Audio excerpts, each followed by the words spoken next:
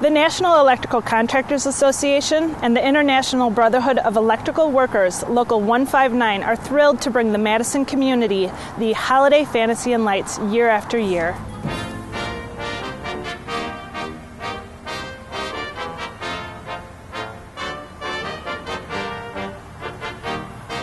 This tradition dates back to 1989.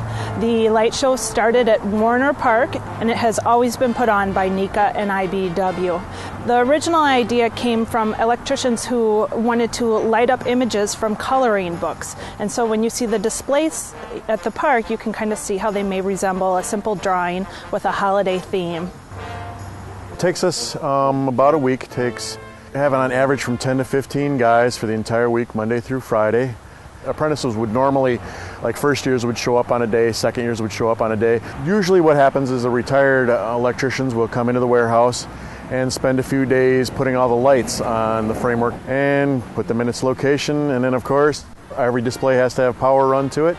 Every display gets a timer so that it will go off during daylight hours.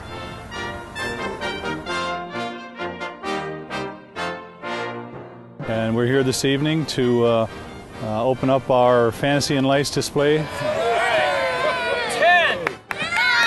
8, 7, 6, 5, 4, 3, 2, 1,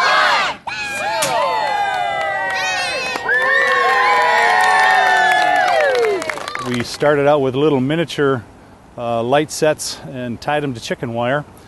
After a while, we went to renting displays, and that got to be quite costly, and so 3-4 years ago we went back to building our own displays. And this is truly an effort that's put on by the IBEW with the help of a retired iron worker who builds displays that we design every year. We have a few new ones this year. We have the waving Bucky Badger. We have the Santa Claus and outhouse. So we try to bring something new each year to the program. We have 28,000 bulbs in the park this year, and a few years ago we had converted all the bulbs to LED bulbs, which means an 82% savings in power consumption, so that we're keeping up with the times and technologies to be able to run this program and conserve energy at the same time.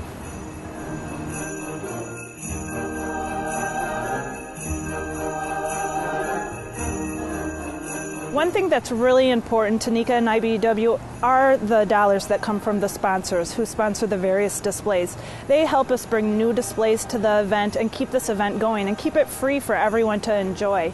In the middle of winter when it's dark and dreary, a lot of people come and see the lights night after night. I have a friend who has a baby and a toddler, and each night around 6, when they were restless, she'd pack them up in the back of the car, strap them in, and bring them to the park to see the lights. It calmed them, they were thrilled, and it never got old. Families love this event. It's fun to work on a project that so many people love and are familiar with. And often on certain nights we've had to work the booths if someone couldn't show up or if a snowstorm prevented booth volunteers from coming down. And one thing that's really neat about working the booths is you get to see all the people coming through, and people really, really enjoy this event. They come out of the park with a smile on their face, and they're very, very grateful that they have this park and the beautiful lights to come see whenever they like for no charge.